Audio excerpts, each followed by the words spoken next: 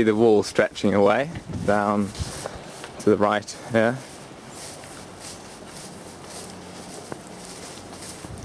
Through the glorious thistle fields, Bonnyrigg's finest selection of thistles. And the woodland here apparently would have been bigger before. The fields above, they originally would. They would originally 200 years ago it was all woodland, but then I think it was actually cut down perhaps as recently as 50 years ago, all of it. Right. Just after the war probably.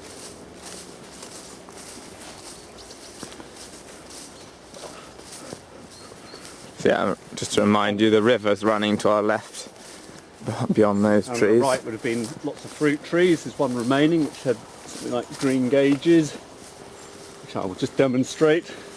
Look, Henry, you've missed one. There's a green orange.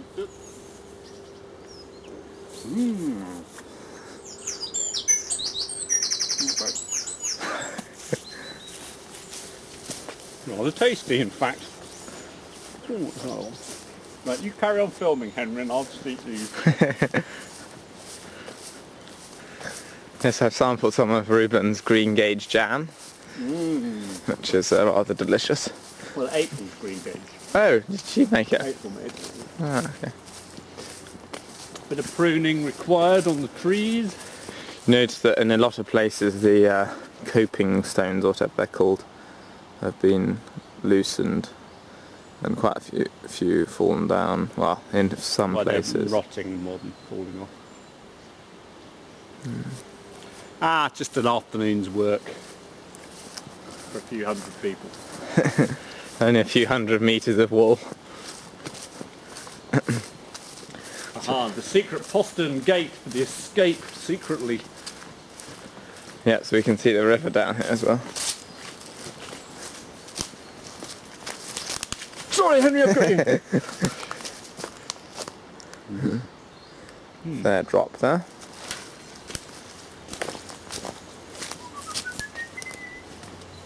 So Ruben's been doing a test patch of clearing Japanese knotweed or rhododendrons at this cherry point. laurel and rhododendron was this bit. Where was the knotweed? Back? Up by the road. Oh, right, I see. But there's a lot more of it down there. The bloody stuff keeps growing.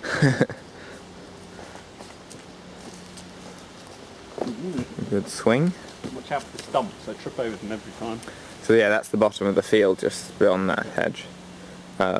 Those trees and that wall. And we'll walk along the top of that on our way back.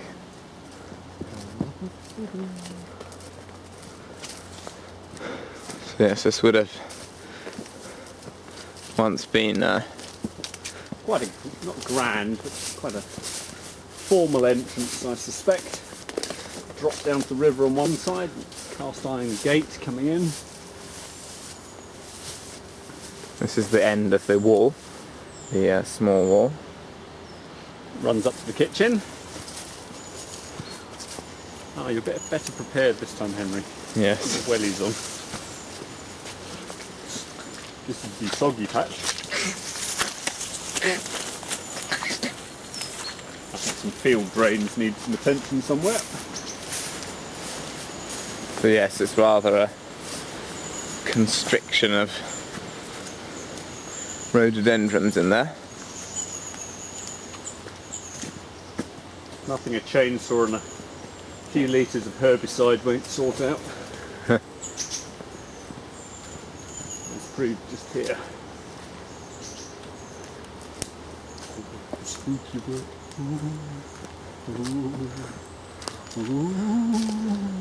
In fact, it's quite magical with these silver birches in the sunlight, but when it comes. Yes.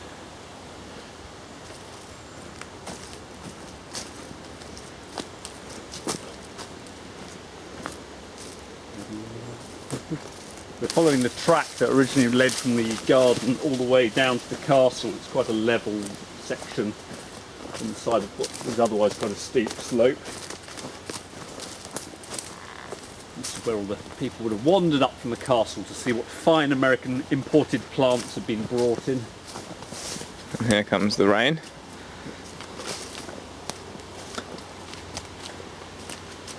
Again, the top of the field's just up there. Bottom of the field, rather. Very atmospheric, this walk, Henry.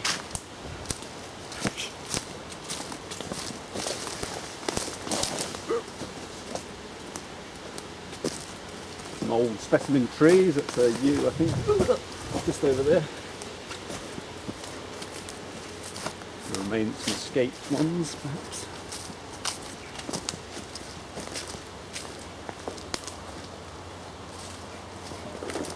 A few stumps of the original big trees that would have been in Fancy Grove Woods before they were all chopped down, and which is why it's mainly full of silver birch, I suspect, which is quite quick growing.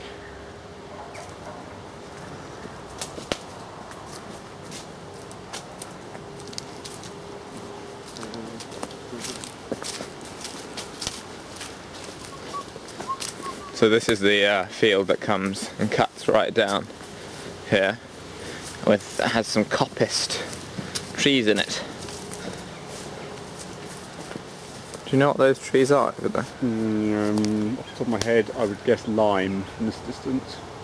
Where it comes up to the butts up to the river. Yeah, that's just the extreme end of it. Yeah. So this is where the track would have come along in this direction, and then there's also a track that I think would have come down here, but it's been a bit eroded by the burst field drain.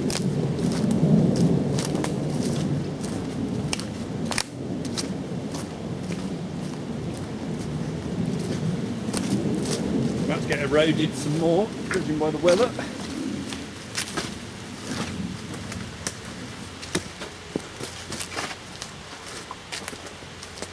Yeah, you can see the remnants of some sort of clay pipe.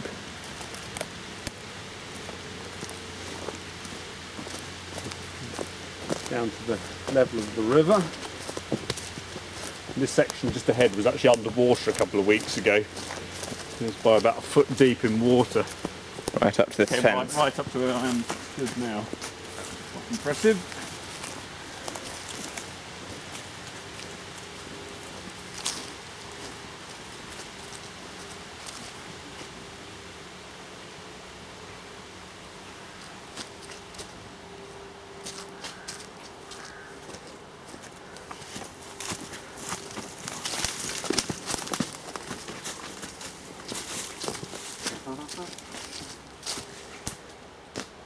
This is Henry's next task, is to clear all this area up.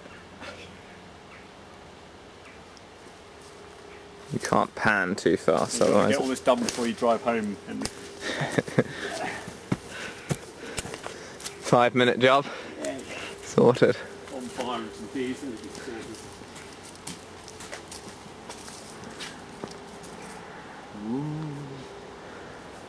So sunken into the hillside here. Sunk into the hillside. It's Reuben and April's ice cream parlour. Let's go and stand in the doorway. Come in. You probably won't see anything, will you? I suspect. Might see some. Can you see anything? That's better. I best describe it. Yes. It's about, what, 10 feet maybe wide, circular hemisphere at the top and bottom, all made of brick, used to be full of ice. It's quite groovy actually, I haven't seen it with a light on it.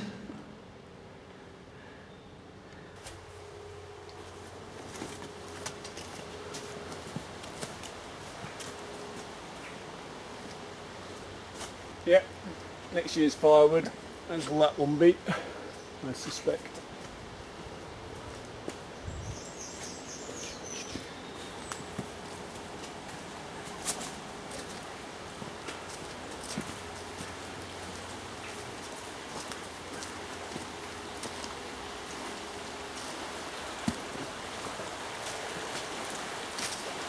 You can see the peaty colour of the water.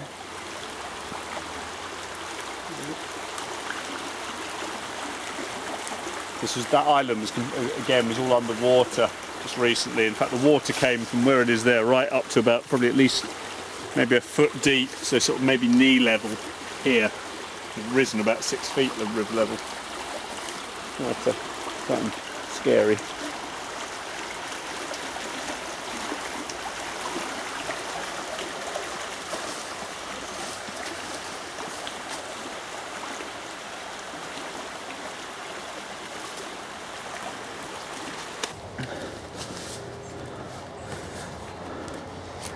So we're now in that field, which we were looking at a moment ago. Wandering this way around by the copper scenery. Back into woodland. I think we'll just go straight ahead.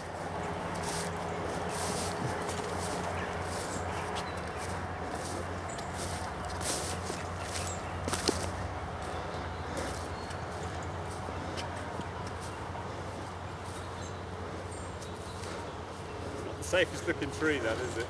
No.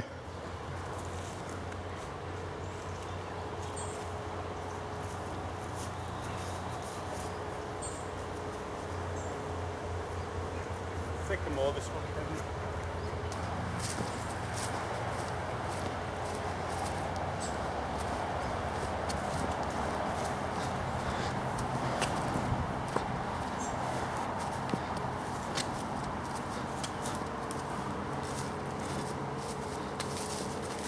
You can see there's some pretty big trees here before they were chopped down.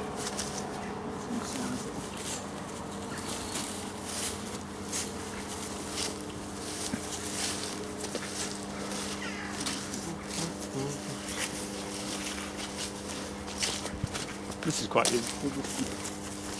old.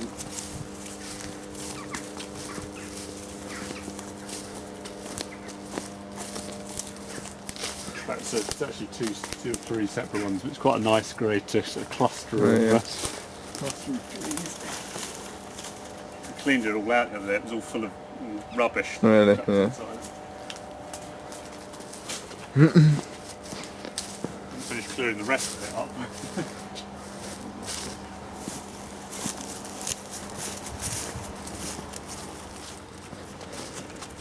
Let's put that on your list, Henry, things to do.